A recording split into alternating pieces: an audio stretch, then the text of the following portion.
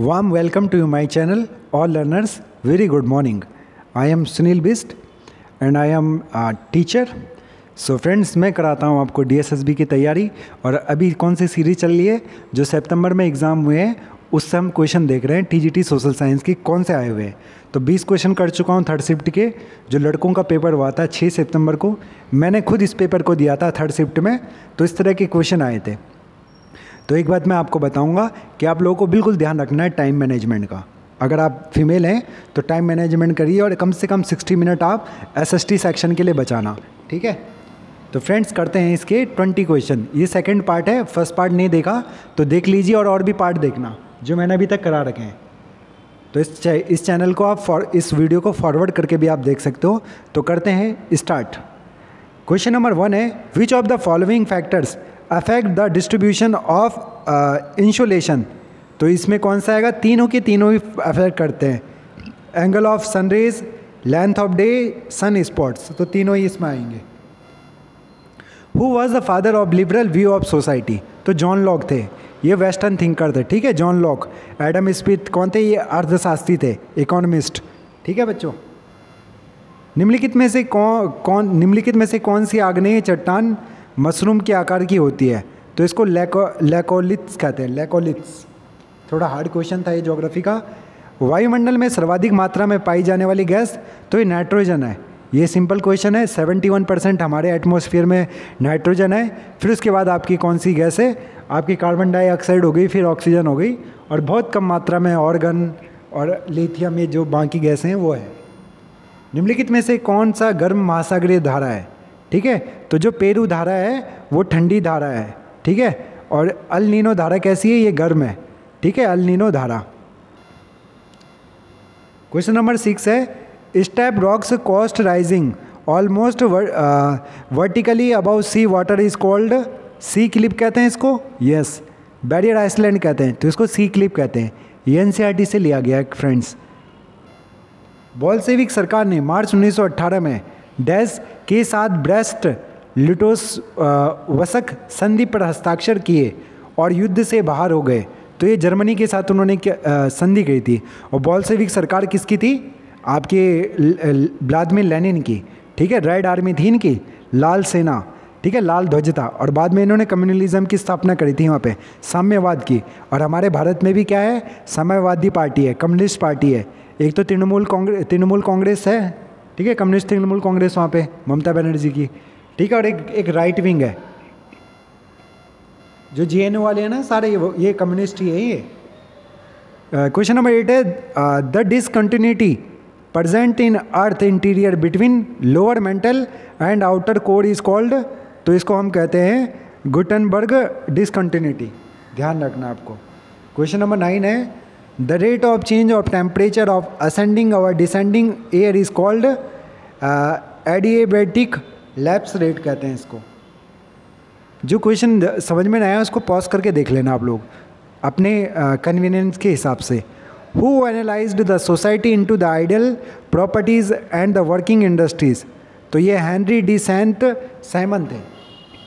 Question number 11 है, बड़ा कठिन था ये क्वेश्चन सारे। विच of the following statement is correct regarding the continental drift theory of the Wagner. तो इसमें दूसरा वाला पॉइंट सही है, इसको पॉज करके आप देख लेना, ठीक है। Which of the article the United Nation aims at a higher standard of living. तो article number 55। The fourteen points program was proposed by Woodrow Wilson, ठीक है।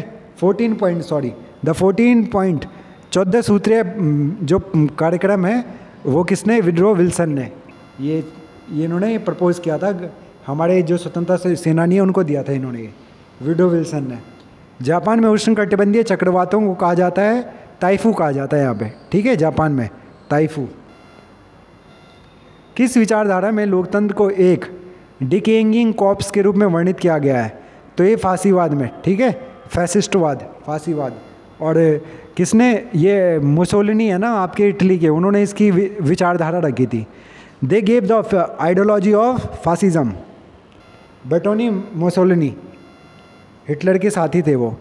फांसीवाद के संदर्भ में निम्नलिखित में से कौन सा कथन सही है। तो पहला वाला सही है, यह उदारवाद, लोकतंत्र और मार्क्सवादी समाजवादी विचारधारा की अस्वीकृति पर आधारित एक क्रांतिकारी आंदोलन है। ठीक है।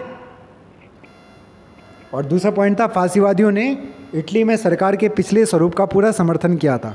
यह वाला गलत था। क्वेश्चन नंबर 17 है, पहली क्रांति है जो समाजवादी आदर्शों पर आधारित है। तो ये रशियन क्रांति है। कौन सी क्रांति है? रशियन क्रांति।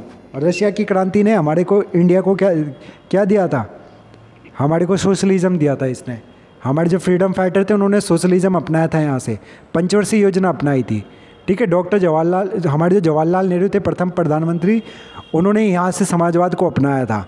और हमारे जो एक बहुत 23 साल में जिन्होंने फांसी के तख्ते को, फंदे को चूम लिया था, भगत सिंह, उन्होंने व्लादिमीर लेनिन को बहुत ज़्यादा पढ़ा था। ठीक है। व्लादिमीर लेनिन वही जो रूसी क्रांति में बोल्शेविक ग्रुप के हेड थे।